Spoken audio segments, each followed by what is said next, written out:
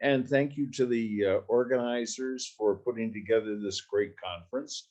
It's been just terrific. And hopefully we'll be able to continue with some interesting discussion and get some opinions out there and bring some things to light that might be helpful to people in their practice. So I think that what we'll do is I'll just highlight again the question. I took a screenshot of it because I'm getting older and I forget these things. So, peace in the community. How can we work together respectfully and effectively and gain societal support? There are four speakers, and three, including myself. We all come from rather different backgrounds, and I haven't spoken to any of these people other than to introduce myself. So the conversation might be very wide ranging and cover a lot of topics, but that's good in itself. And I think we'll follow the actual order of speakers that's been laid out in the program and allow people to speak and then I come from koan practice and we love questions. We love questions, and there's no such thing as bad questions. There's only questions. So any questions that you have, please put them in the chat or raise your hand or bring them to my attention, and I'll see if we can't work through something to get some back and forth and see where we go with it. So let's begin. Benny. Yes. I asked for the pronunciation of your name, and I'm going Prawira. Is that correct? Yep, they're correct. It's close enough. And you were going to talk about mindfulness practice. Yep. The floor is yours. Thank you, Ken. I'll share screen first.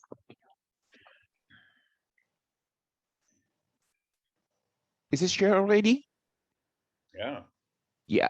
Okay. So thank you for the opportunity and for all the help from the organizer so I decided to present this presentation, a very new paper for mine that I come from working in a mental health field in Indonesia, where the context is highly homophobic. Even the mental health professionals are some of them endorsing conversion therapy since 2016, but we also have some allies as well. But then again, this kind of conversation on mindfulness within queer spaces has already become a little bit individualized, and I really want us to question such practices, and I really want to offer the framework, more relational framework, embodying compassion, and I will also offer some sources from Buddhist stories and figures that might be related to support the relational framework for recovery of queer people. So let's start with this fact. All over the world, queer people has faced these kind of challenges, and we have these challenges such as adverse childhood experiences, daily stressors, and negative moods, collective trauma, and all of them are caused by the cis heterosexist context. This leads to more mental health issues and higher suicide risk, which further will make these queer people also be further marginalized, as we also live in a very sanist context. So when you have mental illness, especially as a queer person, you will face this dual alienation due to your status as a queer person in mental health settings. Perhaps you will be more reluctant to come out. But on the other hand, even within queer communities, you will face this sanist attitude towards your condition, mental health conditions. Unfortunately, when it comes to the very definition of recovery, usually we use this kind of definition. It's very focused on individual meaning making and finding your purpose in their life for living satisfying, hopeful, and contributing life after being affected and limited by mental illness. While we know that actually the problem is the context itself. So while I acknowledge that it is important to emphasize individual autonomy among people with mental illness, it should be respected and should be free from all form of oppressions. Of course, we need to respect the individual expressions and stuff, but then this recovery framework is quite limited because they have very little attention paid to the social structure and living context. People with mental illness are also seen as isolated beings who are encouraged to interact with society. So it is like the society here, and this is the person within their recovery process. So there is still this binary between I and other. Overemphasize on individual responsibility. So recovery is seen as a very private journey, and the individualized framework does not adequately address the complex interdependent realities of queer mental illness. Meanwhile, in Buddhism, we have this tradition of refuge to Dharma and Buddha because we tend to emphasize the relational framework in our daily life. And it is seen that's very beneficial for us giving service, receiving help, and blessings from Sangha and Buddha and in the Dharma itself. So these practices are beneficial because for it it exercises our capacity for giving and receiving love that helps Buddhists to be more mindful and compassionate to others and self, that leads to deeper spiritual cultivation and, of course, the liberation from suffering. Unfortunately, when it comes to Buddhism and mental health, we tend to focus more on mindfulness-based interventions. So when I mention about mindfulness-based intervention, it is the most likely the modern one that has been used in the mindfulness movement. It is used to de-institutionalize from Sangha and Buddhist institution, desacralized, and detach, especially from its Asian Buddhist roots. Why? Because such mindfulness interventions want to be accepted in Western medicine society and imported across the world for commercialized purposes. So to be accepted by the wider public, you have to be more secular, right? And it is tend to be seen as a self-help tool instead of a spiritual cultivation, comprehensive spiritual cultivation. And is usually evaluated with scientific method for treating range of mental health issues in individual level. So they tend to see it what is happening in your brain, what happens in your behavioral, but they never really see it the impact to their surrounding. The mindfulness movement, the modern one, encourage the self as an independent, autonomous being to pay attention to what is inside of their mind. So everything is seen.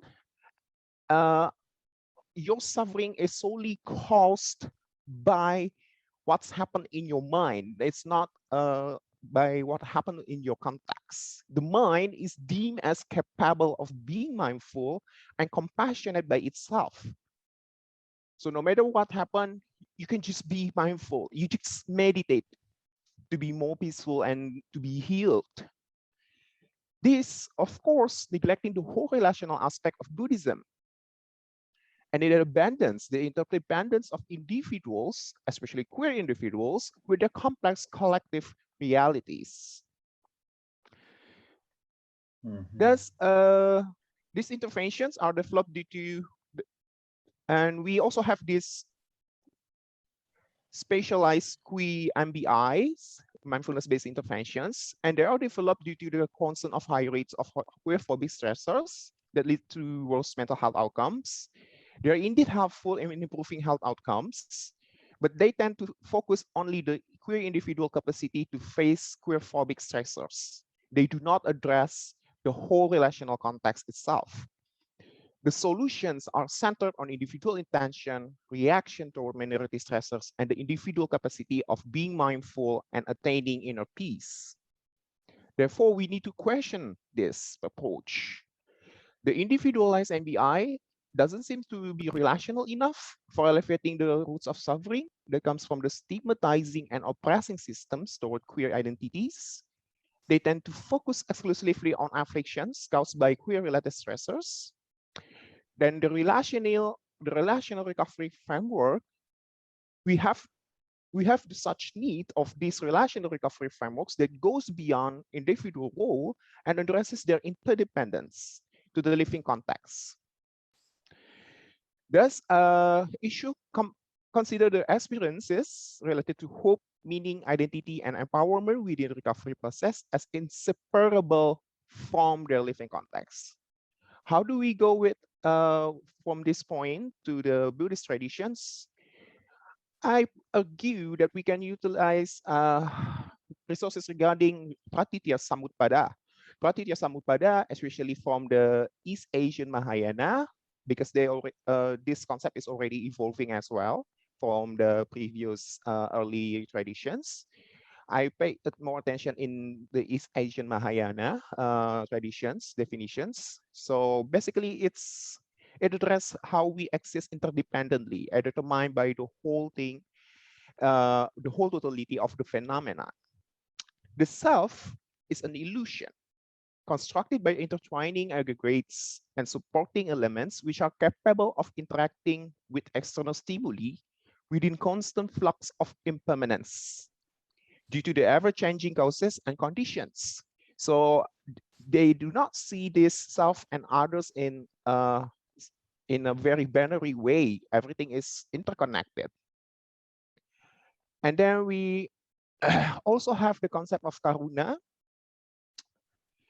So because the world is seen as full of dukkha caused by interdependent factors, a compassionate act to alleviate the suffering that leads to and caused by queer mental health issues is ethically endorsed. In early Buddhism, we have this term called as anukampa, and it is seen as a compassionate act to teach the Dharma. And in Theravada, we have this karuna for practicing noble helpful path. And then it is also seen as a part of for Brahma Vihara, for supporting the quality of mindfulness practices. In Mahayana resources, the compassion, the karuna also has the very important point for the bodhisattva path. It is seen as equal as the wisdom for the liberations, and it opens the insight of sunyata, the emptiness, the non-dualism, as well as the interdependence. So the implication of it is we have this insight on how interrelated and interdependent queer mental health issues are. Recovery also needs some support in the living context for providing a solid foundation. And recovery is no longer a personal business or a private journey. Recovery is seen as an interdependent relational journey through queer compassionate actions with a collective liberation spirit. So basically, I argue that this compassion can also be fierce for liberating not only the queer people and with mental illness, but also those who have been hostile for them. As compassion can be liberating for those who hold on to the hate, to the prejudices that corrupts their humanity. And non-dualistic reality that by being compassionate to themselves in the attempt to transform the oppressive structure, the queer person is also being compassionate to others. This hopefully will lead them to deeper insights of Sunyata and Pratitya Samuppada with their liberational qualities of bodhicitta. Such period of relational recovery instead of individual recovery that focus only on psychological afflictions is reflected in the Bodhisattva flow. So I'll start with several stories. We have these stories from earlier Buddhist tradition about Patachara. So Patachara is basically a privileged girl live with the family. In my interpretation, for me, this story is not only about this stigmatizing mental illness in Buddhist perspective, neither is also about healing only. So in my interpretation, throughout her late person life, Patachara had a life that resonates a lot with where people experiences. Patachara came from a privileged background as a daughter of the rich merchant, Sawati, and her parents locked her away on the top floor in a 7-story high tower surrounded by guards to make her stay away from any young man in the outer world. Regardless of this strict restriction, Patachara grew some love affair with a servant. When the parents started to arrange a marriage with a man from equal social standing, she decided to escape the tower and leave her family behind to live with the servant. This, of course, come with a cost, as she had to live with her husband in a village far from the Savati, far from the comfort she used to have, as she had to do the things that are usually done by her servants, yet safe from her family demands. From this passage, I find this resonates with the constant surveillance and disciplinary of queer bodies, attraction, and identities under cis heteronormative norms, especially when queer people start to develop their non-normative attraction in their youthful age. They are obligated to their family, by their family to live a life of ideal marriage. Once queer people started to acknowledge the truth of their own hearts and decided to live as who they are with whom they love, they will lose all the privileges they have from their own family. Well, it is true that all of us living in realm of suffering, vulnerability to suffering does not come naturally. Vulnerability to suffering is increased once we are all marginalized. Queer people live in the margin with the lack of resources and privileges, just like Patachara, who had to live in a village far away from her home as a consequence to living true to her heart. Queer people are disciplined and marginalized by oppressive norms. Some will be kicked away and put into more dangerous situations once they dare to challenge these norms just to live as who they are. And then we know that the Patachara story continues with highly vulnerable situation, and she had several losses, her husband, her child, and then she also found out that her family also died in a storm, but and she lose her sanity. She had this mental breakdown.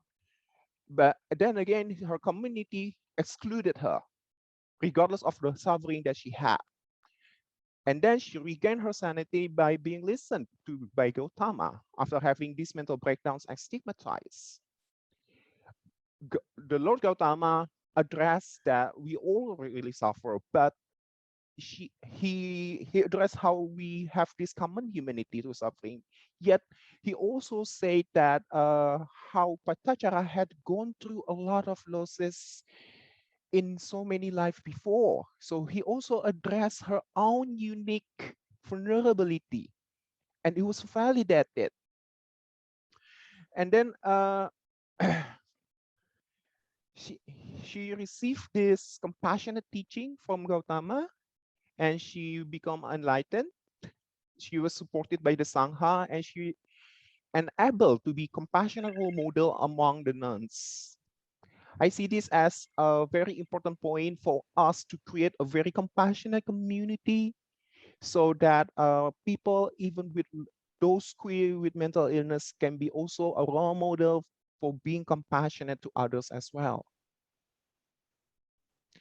And then we also have this Siddhartha Bodhisattva. One of his story in the sutra was about these Brahman women.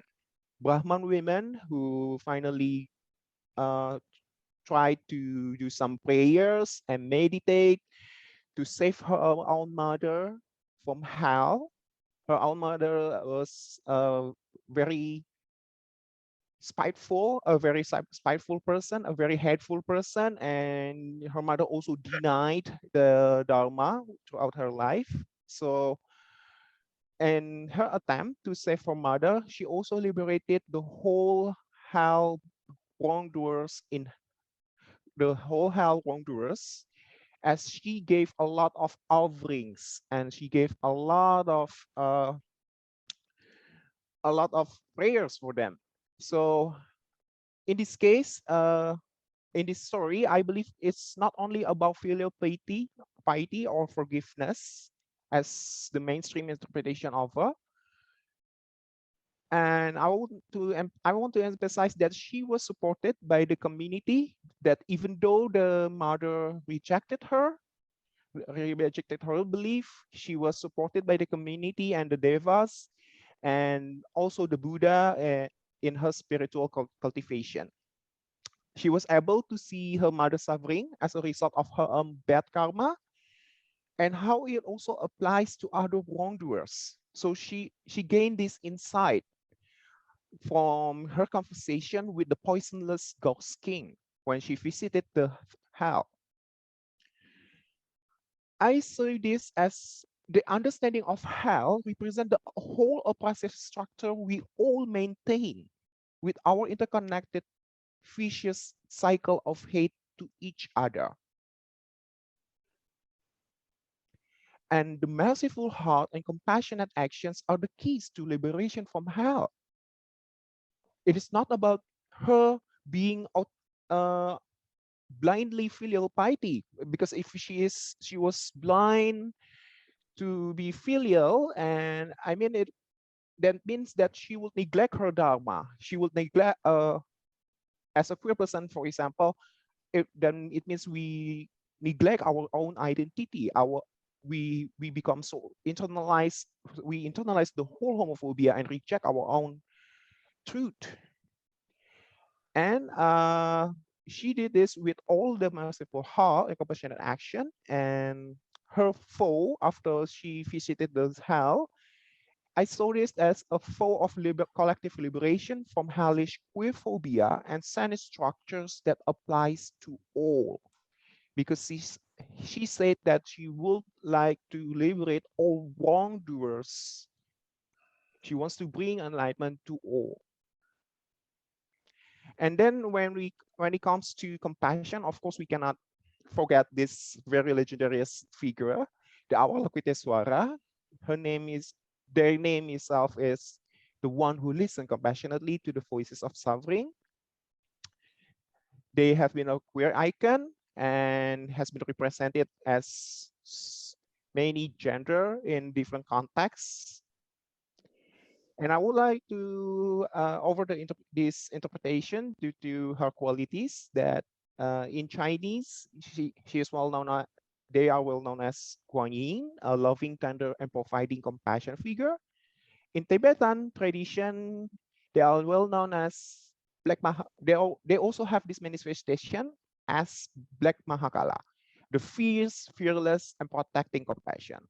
This means that when we comes to compassion, it doesn't mean that we have to be docile, we have to be submissive, we have to be giving all the time, especially when it comes to addressing the homophobia. We can also be fierce in stopping their harmful behavior, to address their whole humanity, to ask them to see toward themselves, to bring them to the enlightenment that you too are human and you too can understand how it feels to be hated. So for me, these two manifestations is all about listen carefully and respond appropriately to queer life experiences of mental illness, and also liberate those who are hostile from hate. So these are the 1,000 faces of compassion from Avalokitesvara Bodhisattva. Thank you for listening to my presentation. This is all Thank that you, I can Benny. offer. Thank you. Thank you.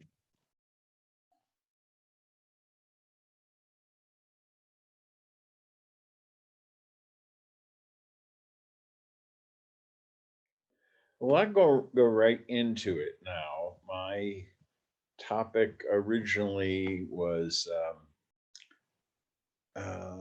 I gave Jampa 4 possibilities, and she said the ripple effect would be best because it would be shorter and more appropriate.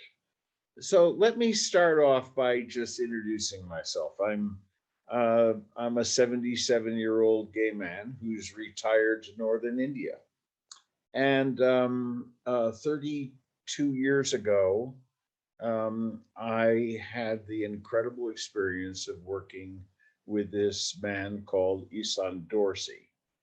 And Isan was the first um, queer authorized teacher in Western Zen Buddhism, as far as I know. Well, I know that there were others before him, but he was certainly the first openly gay man to be authorized to teach. And he died of HIV/AIDS in 1991 in San Francisco at Maitri Hospice. And just by a weird series of circumstances, at that time I was in San Francisco. I'd been a Jesuit priest for 11 years. I left the priesthood with disgust about the um, hypocrisy of the church and dealing with homosexuality and the oh, yeah. Anyway, we'll just leave all that to one side. Um, let's just leave that and just say that I left and I was looking for a tradition and a spiritual practice, and I'd been very active in gay liberation. I'd worked for Harvey Milk. I lived in the Castro, and all of a sudden, all my friends were dying. And I remember one time I picked up, I had little, I had my friends, my black book were little slips of paper with names in them. And I ripped out 220 names of guys who had died, friends of mine who had had. And I was sort of overwhelmed, and I said, I had to do something about this. What am I going to do?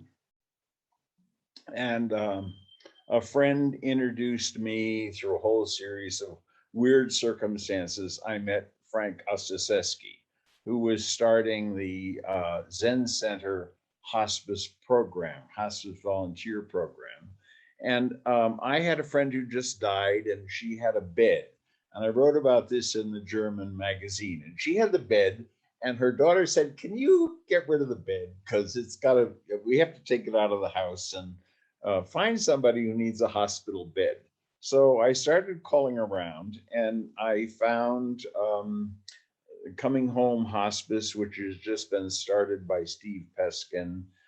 They didn't want it because it didn't have a warranty, and they couldn't take it. So another friend of mine, a designer, was doing some work for the Zen Center Hospice, and he said, "Call Frank. Frank will take it." So I called Frank, and so Frank was really great on the phone, and he said, "Well, yeah, how are we going to get the bed over to the hospice?" And I said, "Well, I have a truck." I actually had a furniture company at the time. He said, "I have a truck." So he said, "Oh, great. Well, meet me at 5 o'clock and we'll take the bed over to the Zen Center." So I met him at the retirement home where Nancy had lived. And we put the bed in the back of the truck. And Frank is very persuasive. And by the time we drove across town, I was enrolled in the first Zen hospice volunteer program.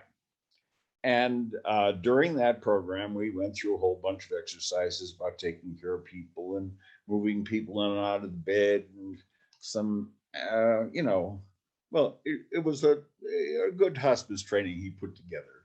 But at some point, Isan Dorsey walked in the door, and he was going to tell us about his program. And Isan at the time was in the early stages of dying from HIV, and he walked into the room, and I mean, there was no mistaking that he was a gay man. He was, and he wore heels. So an earlier speaker talked about makeup and heels and a dress. I mean, he had the heels on. I mean, he did. So he walked in and he sat down, and I sort of sat there with my hold on. I sat there with my sort of smug self and said, "Oh, get her." And and then he sat down and I asked a question, and he turned around and looked at me, and he gave me his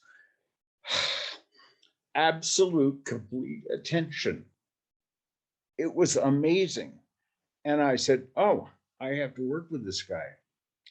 So 6 months later, I moved into the hospice. I lived in the hospice for 4 years. I took care of over 80 people who died.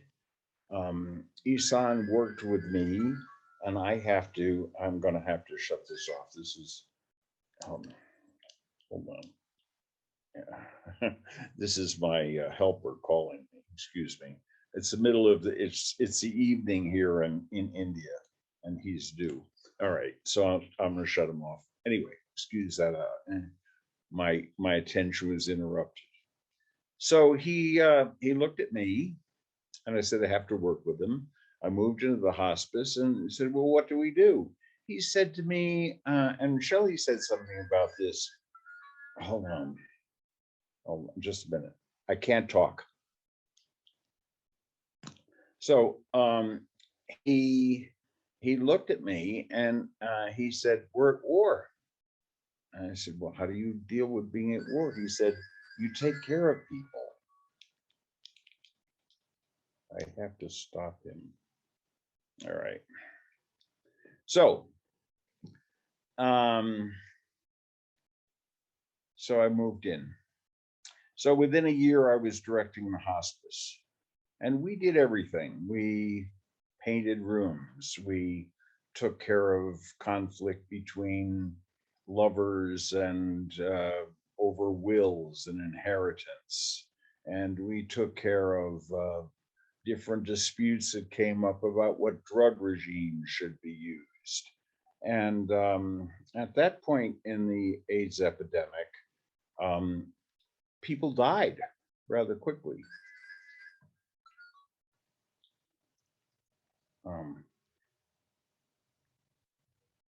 So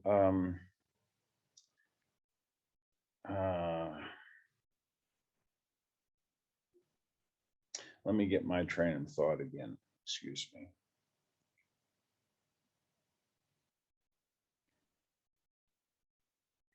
So Isan was remarkable.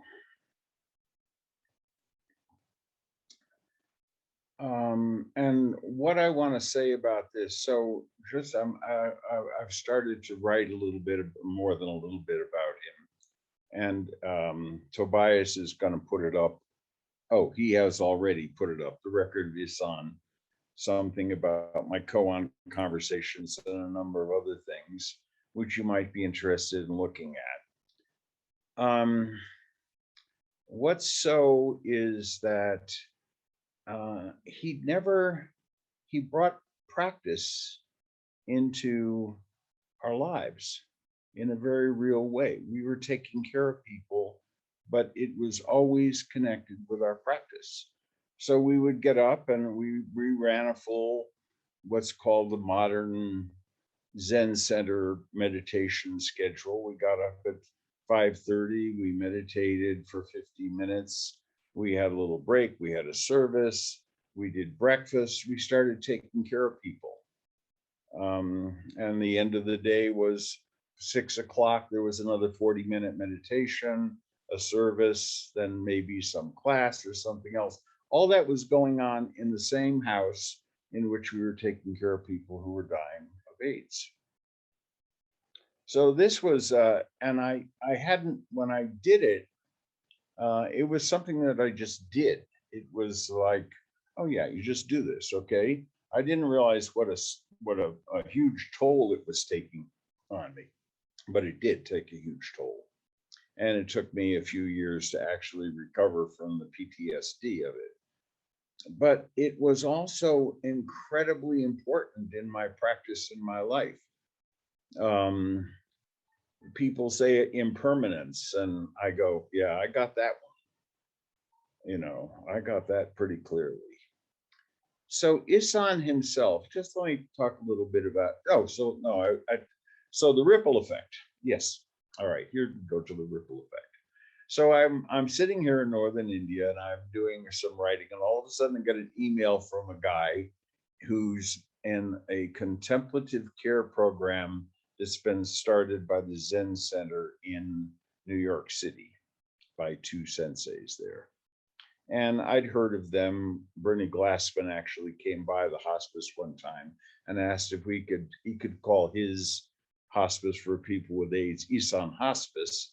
And of course we said, sure. I don't know if anything ever came of that, but Bernie was in fact responsible for training these guys who eventually started the contemplative care program. So the guy, his name was Jose. He was a Puerto Rican guy who lived in New York, and he had been involved in theater, and he was a gay man. And he was very much taken with Isan, and he wanted to know all these things about Isan's life, his practice. And so I started to refer as much as I could and tell the story about Isan, and I realized how important it was. But Isan had been already dead for 30 years. And here was a guy who was calling up and asking about Isan's life and his influence and how he dealt with people who were dying and what his practice was like and what he was like as a human being, what he was like as a gay man, and what he was like as a teacher. And this was remarkable because it was what I called the ripple effect. I mean, here's someone who 30 years later is showing up and talking about a Zen teacher whom had been very powerful in my life. And as far as I knew, well, with the exception of street Zen and a few other things, had kind of disappeared from the scene. But no, here was a man whose practice, he was interested in what Isan had done with his life. And I said, so let's take a look at this. So what else had happened? Joan Halifax, who was quite close to Isan in Upaya in Santa Fe, started a chaplaincy program. And then a woman who's called Renshin, who is a Zen priest, she showed up in a koan class that I was participating in, and she started talking about Isan and how Isan had helped her found her way into hospice work as a chaplain. And then the guy who is actually the Buddhist chaplain at Dartmouth College, where I went as an undergraduate, is also a chaplain at Hitchcock Memorial Hospital in Hanover. So I'm looking at saying, well, how come all these Zen people, all these priests, all these guys are getting involved in chaplaincy and taking care of people who are dying? Why is that? So what happened? What happened? So for Isan, it was just part of his practice. But he started the kind of ball rolling with Frank and Martha Barros and the Zen Center people in New York and Joan. And all of a sudden we have this kind of, when we were listening to the our friend who was a Jodoshu priest this morning, who talked about priests, monks having a different way of life. Well, what's the way of life which a Zen priest could have, which is appropriate for his vows and his precepts and his way of living? Hospice chaplaincy, of course. So we have a whole bunch of hospice chaplains who are now Buddhists, and this is a good thing. So I consider that part of the ripple effect. And it kind of spreads out into the world too in different ways. People are talking about compassionate care. People are talking about, as Benny talked about, with recovery, how in fact mindfulness practice, not make mindfulness or sort of the commercialized version of mindful practice, but how real contemplative, meditative practice in terms of looking at your behaviors and finding the roots of them and being compassionate with yourself, how that affects your life and how that affects your training. So that's also part of the ripple effect. So I think I've said enough, and I don't know whether I've gone over time or not with the interruptions that I had. Excuse my interruptions here, but I think what we should do is move on and save time for questions because, as I said before, I think questions are the best thing.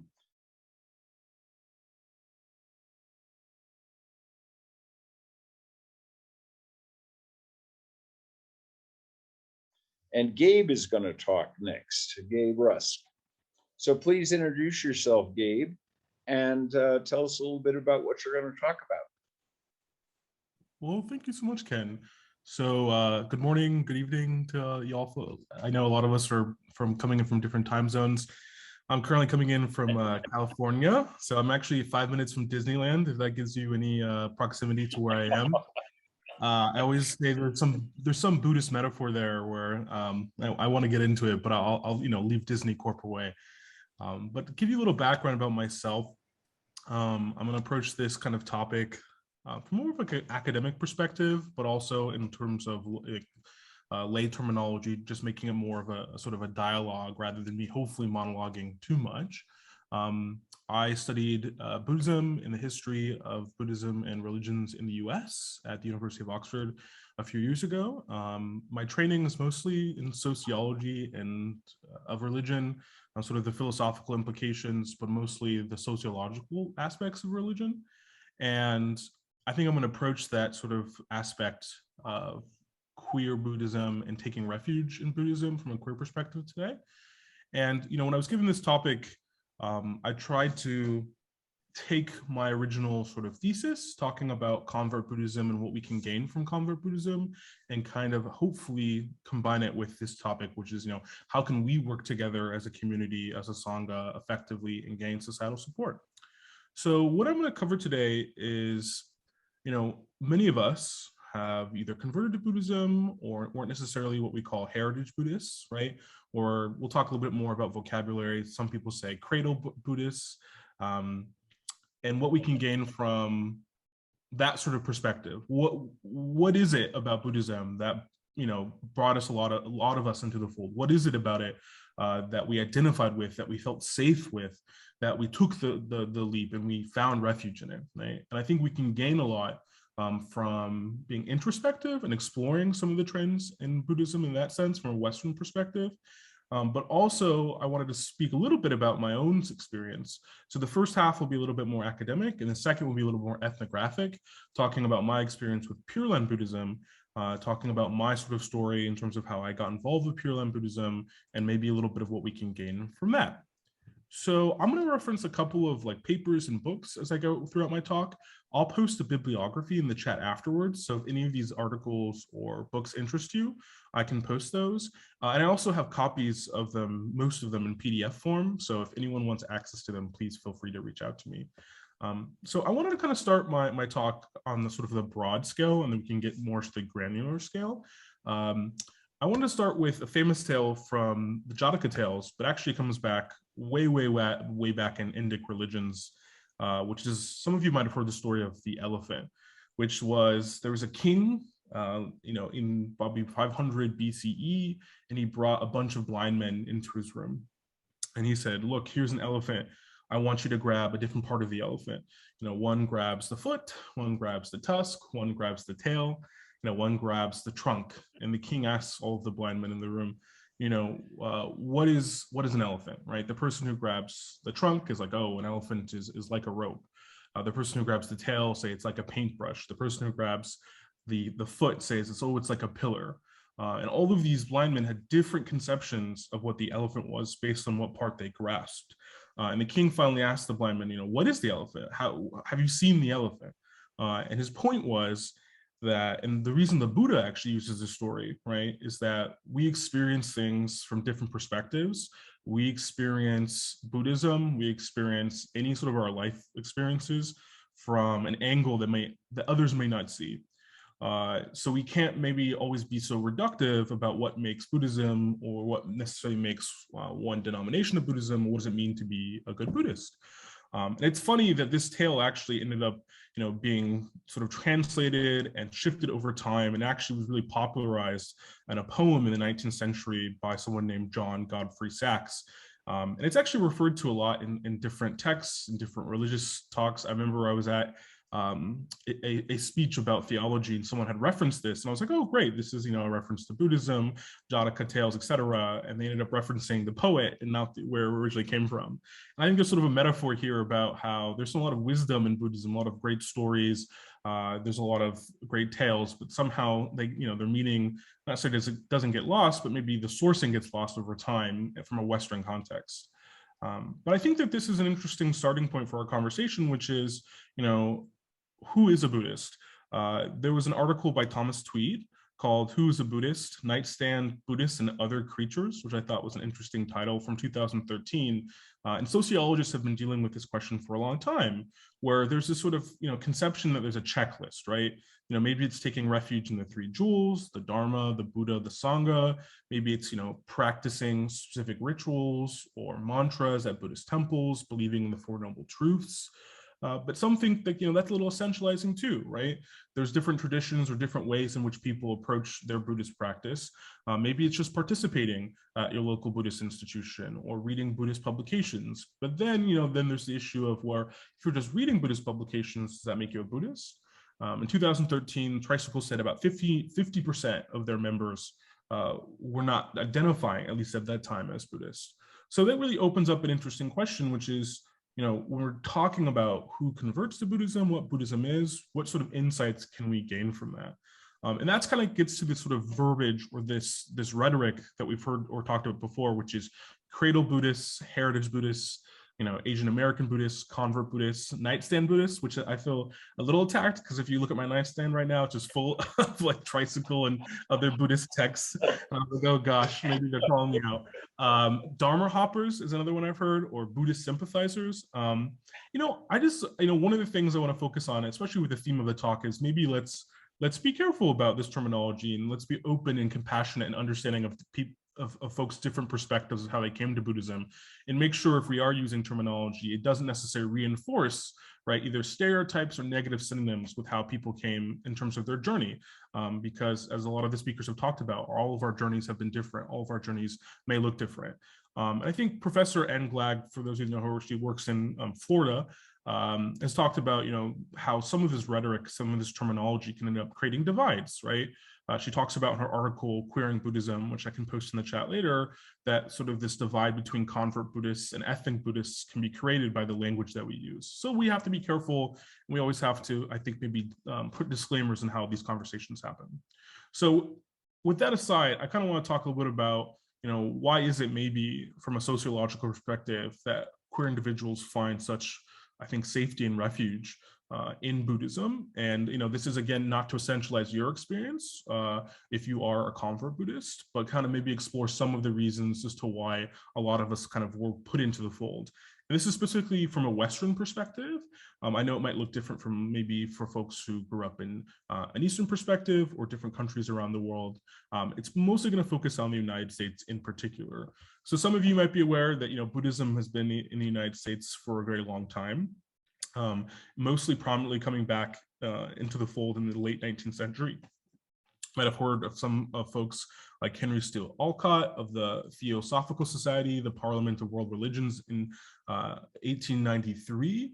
But due to extreme institutional racism and laws that were passed, there was basically a cutting off of Asian immigration in the United States for close to 50 years. which really hampered the spread of Buddhism in the United States. But then we sort of saw this sort of revitalization in the 50s, 60s, and 70s, and we'll talk a little bit about that movement in a second, and kind of what I think we can gain from it. And how I think it's interesting too that the start of sort of LGBTQ rights in the United States and queer rights, as well as sort of maybe the popularity of Zen Buddhism, happened at the same time. And I think there's some reasons as to why that took place. But I kind of want to explore this again, this question of, when people convert to Buddhism, what are some of the reasons as to why, right? There's a paper called the De-Reification of Zen Buddhism by Roger J. Moore, which I can post in the chat later, where he talks about when sociologists look at folks who change religions, right? They often say Buddhism seems to be very distinct, where typically when you say someone converts to a new religion, they are basically re-socialized, right? So their whole lives are kind of changed in every particular aspect. But some sociologists say that maybe in Buddhism, desocialization is a better way of putting it. So it's the unlearning or the elimination of habitual problems, feelings, actions, perceptions, etc. But I think it's interesting. Robert Moore says no, he doesn't like the term desocialization or resocialization. He thinks, again, there's some negative terminology with that. But he actually calls it the de-reification of your life. And I'm really interested in this term of de-reification, and we can kind of break it down, right? So reification, right? For those of you who are interested in Latin and Greek, reification, to reify, right, is basically to connect human activities, accomplishments, your own behavior to some external power, be it God, be it some sort of divine will, be it God's in general, right? It's basically things that are happening to you that you don't have control over, right? So most religions, right, basically say that your actions or the actions of history as it progresses over time are mostly out of our control, with a little bit of willpower in there, right? But what's so obviously radical about Buddhism, right, is this idea that you do have, even though obviously we experience suffering and we have desire and ignorance and the three poisons that make it difficult for us to help mitigate suffering, we do have some more control over that, right? And that's why he calls the conversion to Buddhism maybe the de-reification, right? Which is the coming to the sort of conclusion that the objects and actions around us are socially relative and dependent on human perception and activity, right? So he says that's kind of a really big difference when you convert to Buddhism, Zen Buddhism, whatever it may be, than maybe converting to other religions, which is the way in which you change is going to be fundamentally different. And I think he made this really interesting point where he said, in the 1960s and 70s in the United States, the women's rights movements kind of used this same sort of logic, which was that, they defined or kind of deconstructed the idea of gender being fixed, right? It was a social construction. So again, they were kind of de-reifying it, which is, it's, obviously, really, it's relative. It's built on, patriarchal, societal, institutional factors. And they said, no, this isn't something that comes from divine will, or it's immutable, right? It's alterable, right? And I think that was a really interesting connection to say, hey, this is something like Zen Buddhism, in the 1960s and 70s, where we're going to kind of break down the structures and say, we have more control. We have, I think, more agency than folks suggest, right? So that leads into the 60s and 70s. We saw this movement of folks like Alan Watts or D.T. Suzuki, where a lot of people were being drawn to Buddhism. And I think from a queer perspective, this makes sense for a lot of reasons. Again, Anne Glegg in her article, Dequeering Buddhism, went to different organizations in the Bay Area and interviewed queer individuals to talk about what was it about Buddhism that brought them into the fold. And she kind of highlights 4 of them, and I kind of want to add my own. So the 4 that she kind of highlights, which I think were really interesting, are, that queer people were more receptive to the first noble truth that all life was dukkha, or suffering, right? We, uniquely experience, obviously, again, on the micro, their macro level, institutional harm, right? We not even institutional harm, maybe individual harm, right? So we experience suffering maybe disproportionately. Second, she pointed out that individuals said, hey, this deconstruction of the normative sense of self was a central focus of both Buddhist and queer individuals, right? So this idea of no self or non-self was really interesting to queer individuals because, again, it breaks down something that we thought was an immutable, reductive concept, maybe like gender or sexuality. And we said, hey, let's be introspective about it. Let's break it down.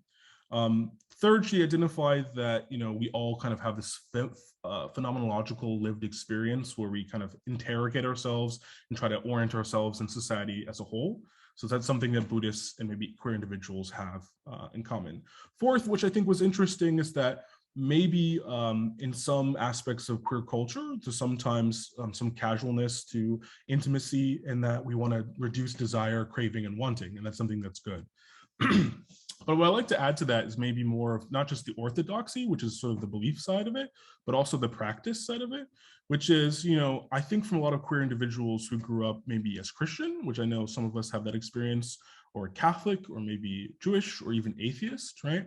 Is that, we were part of an institutional religion, right? There was a hierarchy that was pretty extreme. There was an orthodoxy and orthopraxis. You had to follow these specific rules and guidelines. And maybe why Zen Buddhism in particular was so, I think, rewarding or tempting for a lot of queer individuals, all of those reasons, but also from a practice belief, right? Think about Zen and its emphasis on Zazen, right? The idea that it's through this sitting meditation and through a koan practice with, maybe a mentor, that you're able to achieve your religious enlightenment and self-actualization. Though there might be some lineages, there might be a little bit of hierarchy, and there obviously are rules and practices, it's really de-institutionalized in comparison to the Christian or the Catholic Church. So it's pretty liberating. Again, I really like that, Ken went before me, because I think it gives you a really good sense of, in the 1960s and 70s and 80s, this idea that you could take hold of your individual religious practice, and it wasn't the Pope or some bishop dictating to you what was true and how you could live your life as an individual spiritual person without being condemned to hell. Of course, this was really appealing. And I think that's really important. So it makes a lot of sense from this perspective that a lot of folks like me and maybe like you have this experience of where Buddhism was a queer refuge for you. But I do think that it's interesting in the United States that a lot of folks identify as Buddhists, and of that, one of the largest, especially for white middle-class Buddhists, is Zen Buddhism. One of the things I wanted to explore is why is that the case as compared to maybe Pure Land Buddhism? Because in the United States, there's actually more Pure Land Buddhists comparatively statistically than there are Zen Buddhists. And I think one of the reasons as to why, for those of you that don't know much about Pure Land Buddhism or Shin Buddhism, one of the major differences is obviously Zen focuses on Zazen as one of the main points of practice and belief, is that Zazen, again, is the vehicle which will help you reach enlightenment, nirvana, etc. But in Pure Land Buddhism, we have the Amida Buddha, we have the Pure Land, and the Nembutsu, right? So I think that there's some maybe misapprehension when folks learn about Pure Land Buddhism, where a lot of this stuff starts to seem very analogous to maybe Christianity, right? They're like, Amida Buddha, that sounds a lot like a god. Or the Pure Land sounds like a lot like heaven, or the Nembutsu sounds a lot like maybe some sort of Gregorian chanting. I don't know, it's something that's going on. And I think that from a queer perspective, when you're trying to turn away from the entrenched institutional problems that came about maybe from the religious life that you lived before, maybe that's why there's some little bit more misapprehensions about Pure Land Buddhism, where the Amida Buddha, though it sounds like it has some similarities to a god or the god, right, it's just a compassionate manifestation of reality itself, where it's seen in a sense as metaphoric, but also real, right? That the Amida Buddha is providing the wisdom, the light, the compassion that drives us all. The Pure Land oftentimes is talked about something you reach when you die, but if you ask different scholars or different reverends within like the Buddhist churches of America, that answer can change, right? Where you can reach the Pure Land in this life, or the Pure Land is a place, but also a metaphor. And with the Nembutsu, those that don't know, Nembutsu refers to the phrase Namo Amida Butsu, which is just I take refuge in the Amida Buddha. So it's just chanting over and over again, I take the refuge. But what's interesting is I always compare the Nembutsu to Zazen, because it's not just chanting for the sake of chanting. It's not like something where you keep saying it over and you get points, and those points add up over time and you're like, great, I did it. It's more that it's more akin to a practice where as you're doing it, it's meditative, it's contemplative. You're doing it in order to remind yourself of the compassion that you've been giving, the compassion that you give to others, etc. So I think that's maybe some of the reasons as to why queer individuals might have some misapprehensions about Pure Land Buddhism, and I hope they can maybe look into it more. If you're interested, Tai Uno's River of Fire and River of Water and Jeff Wilson's Buddhism of the Heart, I'll post that in the chat, are really great ways to get introduced to Pure Land Buddhism and get a different perspective on it. But like I said, in Shin Buddhism, we don't think of the Nembutsu as a mantra, a prayer, or a formal practice, in the sense that it's going to generate enlightenment by just doing it over again, but rather it's something, it's again that you're participating in, right? It's not a product that you're creating. And I think that's an interesting perspective for Buddhists where, maybe you approach practice differently, and in Pure Land, this is a kind of a different perspective on it.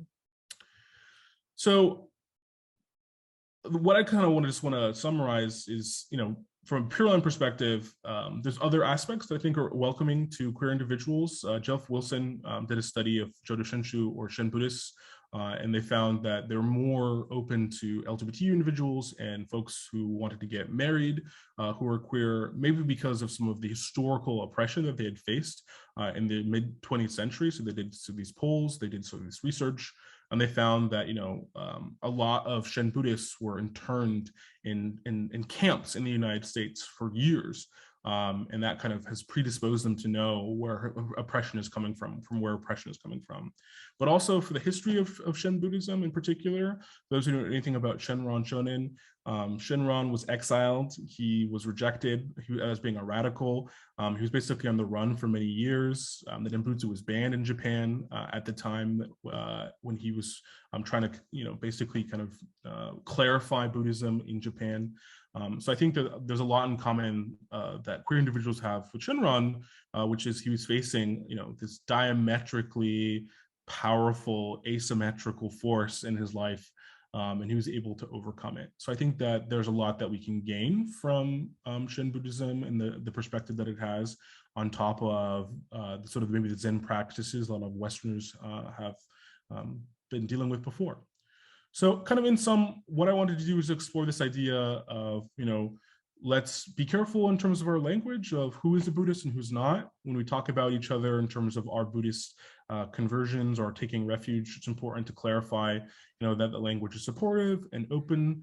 But I also think it's really interesting to interrogate maybe some of the reasons as to why some of us converted to Buddhism, and why we think, in particular, queer individuals felt like this was a safe community. And maybe we can, use these sort of clarifications on language and different experiences to maybe better each other and be a more open community together. So thank you so much. Thank you, Gabe. That was great. Appreciate it very much.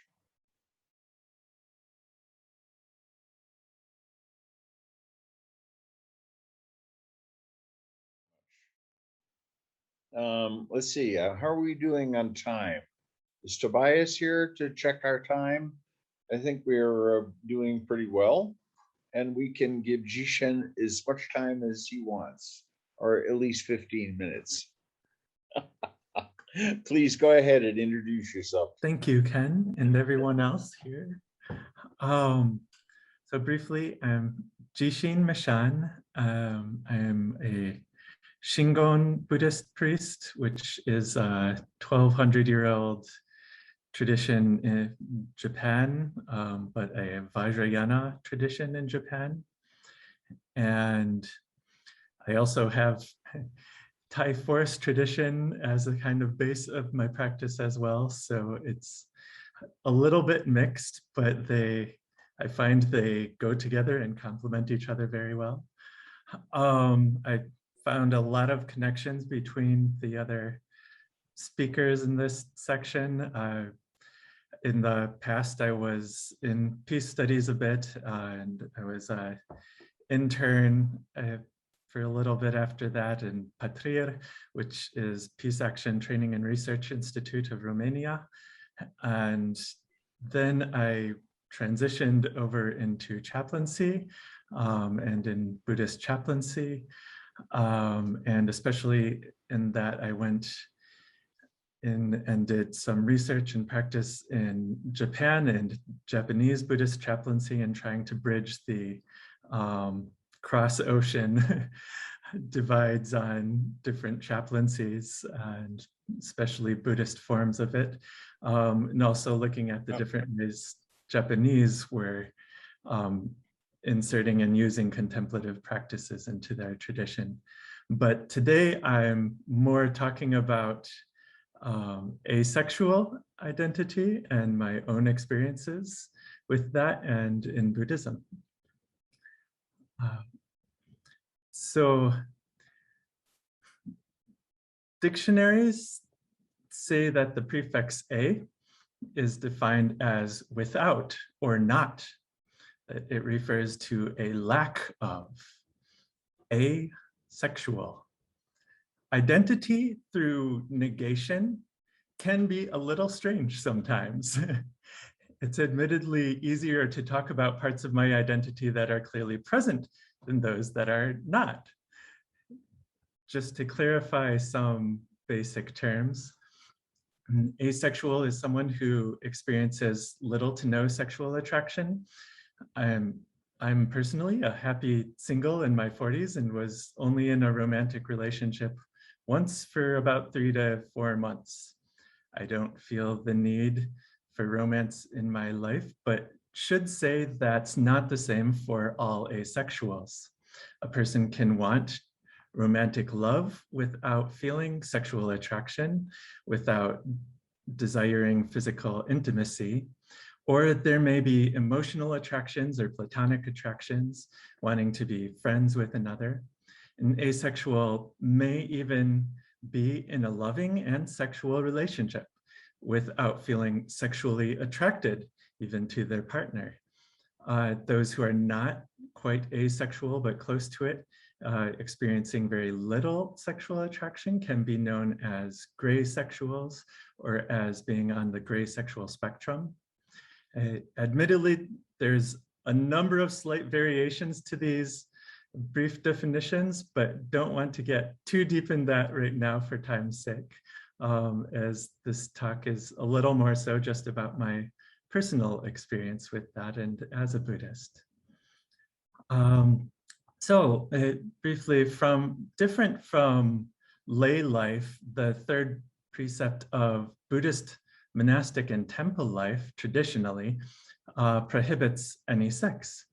I have often heard this traditional third precept met with doubt, skepticism, sometimes outright aversion.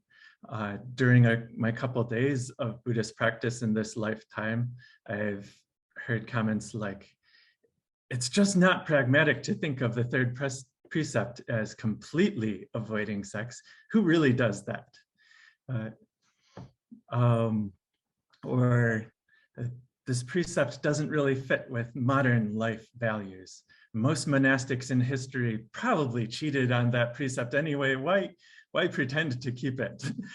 Of course, this depends on where I've been. In different parts of the US or Japan, these comments have been more common than when I've been in Thailand or Taiwan or Korea. On the other hand, I sometimes hear the opposite. Deep and profound respect or undertaking of serious personal challenge. Oh, this is the most difficult part of being a monastic. It took me years to accept it and still a challenge.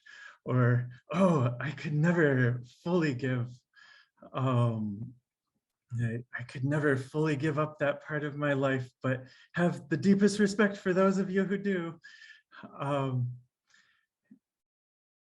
And all people, or I should say, in lay contexts too, these assumptions sometimes in comments I've heard run even far deeper. And growing up hearing, oh, you know what all boys think about every 20 seconds of their lives. Boys will be boys. Cringe. People saying, oh, sex is something that all people must confront. All people have these urges. So the more I reflected back on these type of comments through life, my internalized reaction was often not to argue, but assume more and more that if those comments represented humanity, then maybe I was barely human. Rather than assume the definition was wrong, I'd accept the definition of humanity and or masculinity that people presented and instead assume I must just be an outlier to it. As a very introverted kid who grew up with mystical experiences and views of the world around me that no one or few seemed to share, admittedly, it wasn't very hard to feel separate from a lot of humanity. But gradually, as I learned more about the realities of war, violence, and oppression, also the subtle dissociation that occurred in me, sometimes I even thought of it as a relief or a badge of honor. Oh, those humans, what are they doing now? And somewhat dissociated myself almost physically. As I grew older, however, my reflections, of course, gained more analysis, texture, and at times acceptance of different flows of personal identity. Awareness, acceptance, and presence with present reality are not a one-way street that we regularly level up with an assurance of constant flow of progress. It's more like a broad and winding path with offshoots and inlets requiring, if not constant, consistent attention. So the one time I entered a romantic relationship, my partner had a strong desire for physical intimacy. I did not, but I was emotionally in love. I tried to talk about this once, and it became very uncomfortable for my partner to the extent they teared up. And in retrospect, I made the mistake of then hiding it and never again broaching the topic. But internal conflict grew because of that. And in retrospect, I probably gave up too much of myself during that period, even though it took breaking up to realize that more fully. So again, not all asexuals are single or celibate, and my Buddhist tradition actually does not require that I be, but for me, I am happy in that space. And actually, as an ordained Buddhist who's loved monastic living, being asexual can be rather convenient. Going to a strict retreat without physical contact is, if anything, a bit more relieving. Never felt like a challenge. That third precept, no problem. When going to stay or live in a monastery, I've often felt more at home than almost anywhere else in the world. Upon reflection, being asexual was surely at least one part of the comfort there. But on the other hand, the invisibility of this identity at times has been stark. Sometimes it is even almost invisible to myself. Why put energy into deeply thinking about the parts of myself that are by definition, without or lacking? Again, an identity through negation can be a little weird at times. Yet other times, the fact that I'm not included in a part of people's assumptions about humanity is very apparent by the everyday comments that people make, as exemplified by the comments I mentioned earlier. So my existence, or at least this aspect of my existence, is sometimes left out, not even considered a part of these people, the reality that people talk about. And I was occasionally left to wonder if that's not a part of what people say is all people. What am I? I also eventually began to ask myself who advocates for representation of a non-A identity. Have you ever heard people call out the lack of, for example, asexual presence in film and television, conferences, schools, employment diversification? Honestly, I haven't really. And to be honest, I'm not really complaining. It's more of a reflection for me at this point. After all, I don't want to be a hypocrite because I haven't particularly advocated it myself as well, despite the fact that I am asexual. For one, I've never been overtly ostracized for this identity. No one has ever complained to me about being asexual, much less threatened my life or safety for it, like many of my genderqueer brothers and sisters. So in other words, the oppression index at least feels relatively low, and that I'd often rather put time or energy into advocating for those who face far more serious issues in the world. Yet at the same time, I think it's also still okay to sometimes stand up and remind people that I am here and this part of me is here and others similar to me are here in this world. A reminder at least that we too are a part of this fabric. Thank you.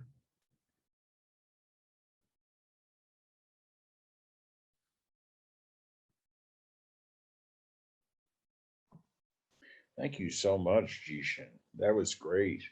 Yeah, I reflect that we're sexualized so much as a society that it's so difficult for you to, and to hear your perspective is refreshing and broadening. Thank you. Thank you so much.